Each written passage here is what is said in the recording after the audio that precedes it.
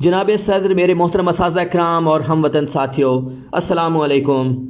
عزیزان گرامی، یقین مانیے اگر امت مسلمہ ایک ہو جائے تو کوئی وجہ نہیں کہ ہم دوبارہ دنیا کے حکمران بن جائیں، کیونکہ اپنی ملت پر قیاس اقوام مغرب سے نہ کر، اپنی ملت پر قیاس اقوام مغرب سے نہ کر۔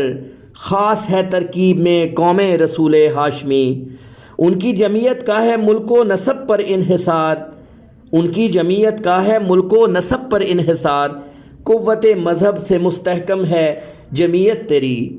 میرے ساتھیوں، آپ کو نظریہ پاکستان کے حوالے سے اپنے کردار کا تعین کرنا ہوگا، آپ کو ثابت کرنا ہوگا کہ آپ عظیم قوم کے عظیم سپوت ہیں، کیونکہ وہی جواں ہے قبیلے کی آنکھ کا تارا، وہی جواں ہے قبیلے کی آنکھ کا تارا، شباب جس کا ہے بے داغ ضرب ہے کاری۔ قائد اعظم محمد علی جناح رحمۃ اللہ علیہ نے فرمایا، میرا ایمان ہے کہ ہماری نجات اسوہ حسنہ پر چلنے میں ہے، جو قانون عطا کرنے والے پیغمبر صلی اللہ علیہ وآلہ وسلم نے ہمارے لیے بنایا ہے۔ ہمیں چاہیے کہ ہم اپنی جمہوریت کی بنیاد درست معنوں میں اسلامی تصورات اور اصولوں پر رکھیں۔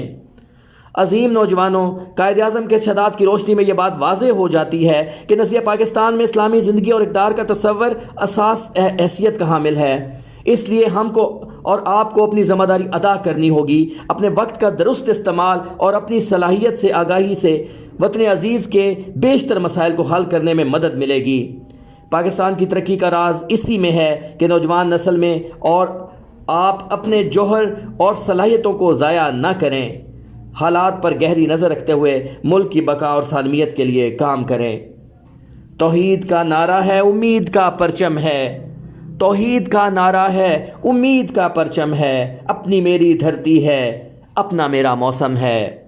توحید کا نعرہ ہے، امید کا پرچم ہے، اپنی میری دھرتی ہے، اپنا میرا موسم ہے۔ پاکستان زندہ باد۔